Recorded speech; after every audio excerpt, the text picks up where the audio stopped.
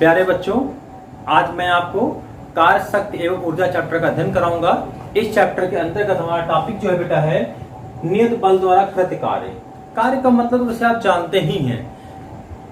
यदि कोई वस्तु एक स्थान से दूसरे स्थान में स्थानांतरित होती है तो उसे हम कहते हैं कार्य हुआ।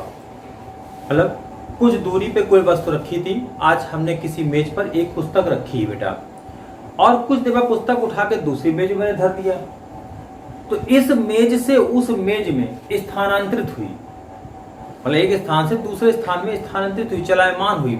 इसका मतलब ये जो स्थानांतरण है ये उसके कार्य को अभिव्यक्त करता है बेटा। तो इसके अनुसार किसी आरोपित बल द्वारा बेटा कृत कार्य जो बल के परिमाण का उसके द्वारा उत्पन्न विस्थापन, यानी जो भी बल लगाएंगे उससे जो विस्थापन उत्पन्न होगा बल की दिशा में उनके जो गुणनफल है से मापा जाता है, उसी को हम कहते हैं बेटा कार्य। अतः कार्य बराबर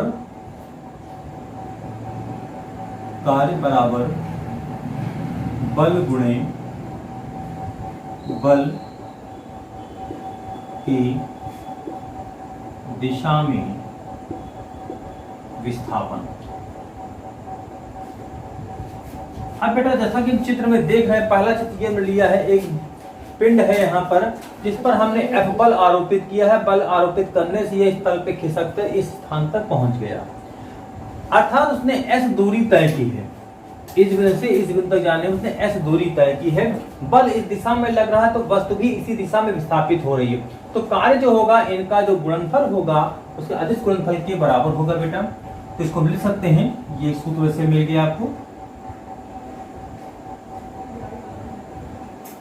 तो कार्य बराबर तुम्हारा बेटा हो जाएगा F डॉट S, क्योंकि ये उसके अदिश गुणनफल के बराबर है। कार्य एक अदिश राशि है बेटा। क्लियर? इससे आपको साफ साफ समझ आ रहा होगा। इसका जो मात्रक होता है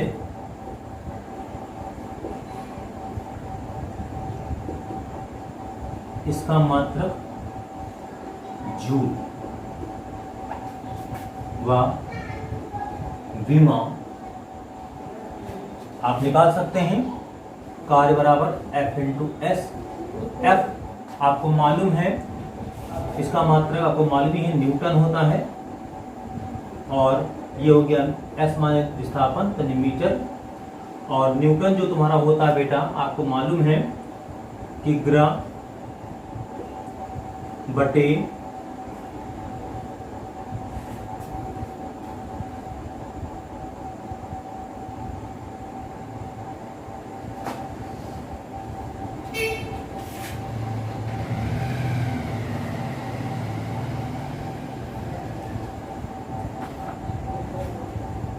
ग्राम मीटर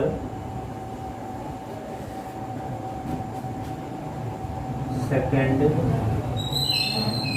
और -2 इंटू मीटर। ये मीटर मीटर जुड़ जाएंगे, ये हो जाएगा ग्राम मीटर स्क्वायर सेकेंड और -2। ये बन जाएगा बेटा ml2 t - 2। तो कार्य का जो विमा होगा बेटा ml2 t - 2 होगा बेटा। मेरे ख्याल में आपको यहाँ तक कोई दिक्कत नहीं हो रही होगी। हाँ बेटा, तो पहली स्थिति आपको क्लियर हो गया है बेटा कि कार्य जो तुम्हारा था F डॉट S था, अदिश गुणनफल के बराबर था बेटा। अब हम सेकंड केस में देख रहे हैं बेटा, अगर कोई बल कुछ हट कर लग रहा हो, उस अवस्था में वो बल जो होगा क्षैतिज से थीटा को अंतरित कर रहा है, तो उसका क्षैतिज घटक जो होगा F cos थीटा होगा बेटा। इस अवस्था में जो कार्य हमारा होगा बेटा ये हो जाएगा F cos theta into S हो जाएगा बेटा। तो ये बन जाएगा कार्य बराबर Fs cos थीटा। ये बन जाएगा हमारा Fs cos थीटा। ये हमारा एक सूत्र निकल आएगा बेटा, कार्य बराबर Fs cos थीटा। ये आपका चित्र 2 के लिए बेटा है, जब कोई तल से कुछ हटकर बल आरोपित हो रहा हो, झुकाव को थीटा कोण का हो, तब के लिए बेटा। शर्तें,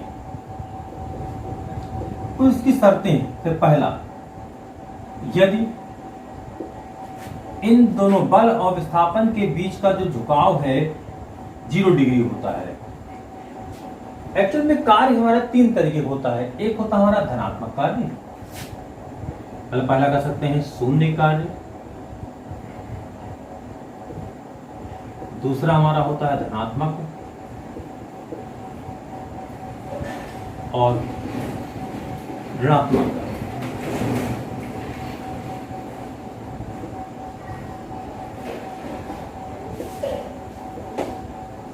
अब बेटा कार्य 3 तरह होते हैं, शून्य कार्य, धनात्मक कार्य और ऋणात्मक कार्य। बेटा तो पहला केस, यदि बल व विस्थापन के बीच का झुकाव जो है 0 डिग्री है, तब उस अवस्था में कार्य क्या होगा बेटा, आप देख सकते हैं Fs cos 0, इसमें W बराबर हो जाएगा Fs। आप देख रहे हैं कार्य की वैल्यू अधिकतम मिल गई है आपकी, ठीक है। दूसरा धनात्मक भी है, इसी को कहेंगे धनात्मक कार्य बेटा कहेंगे। यदि थीटा का मान 90 डिग्री है, अभिलंबवत है, उस अवस्था में कार्य क्या होगा बेटा, Fs cos 90 डिग्री। तो cos 90 का मान 0 होता है, तो ये जो कार्य होगा शून्य कार्य कहलाएगा। आप देख रहे हैं पहला आपका धनात्मक कार्य हो गया, दूसरा आपका शून्य कार्य हो गया। और तीसरा, यदि थीटा बराबर हमारा हो जाएगा 180 डिग्री, तो कार्य बराबर हो जाएगा Fs cos 180 डिग्री, तो W आ जाएगा माइनस Fs। अब इस अवस्था में आप देख रहे हैं कार्य का मान ऋणात्मक हो गया बेटा। तो इसकी 3 मुख्य शर्तें हैं, या कह सकते हैं कार्य मुख्यतः 3 प्रकार का होता है बेटा। पहला एक कार्य हो गया धनात्मक कार्य हो गया, दूसरा ऋणात्मक कार्य हो गया और शून्य कार्य हो गया। धनात्मक कब है, आप खुद देख सकते हैं, जब कार्य बल F व दूरी के बीच का जो झुकाव है 0 डिग्री हो, तो कार्य जो होगा धनात्मक कार्य होगा।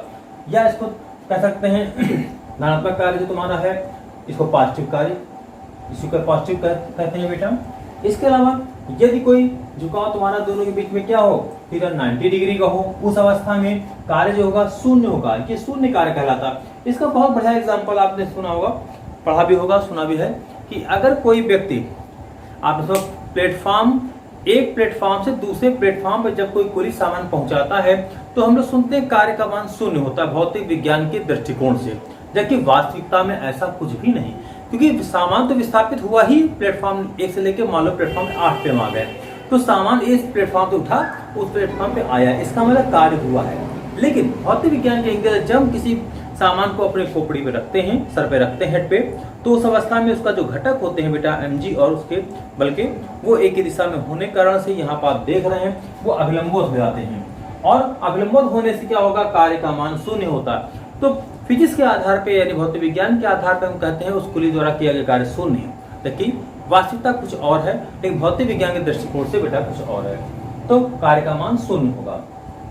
नंबर 3, ये थीटा का मान 180 डिग्री हो, तब कार्य हमारा ऋणात्मक होगा बेटा, जो ऑटोमेटिकली इटसेल्फ हमको प्राप्त हो जाएगा बेटा। मेरे ख्याल में आपको इसमें कोई भी समस्या नहीं होगी बेटा।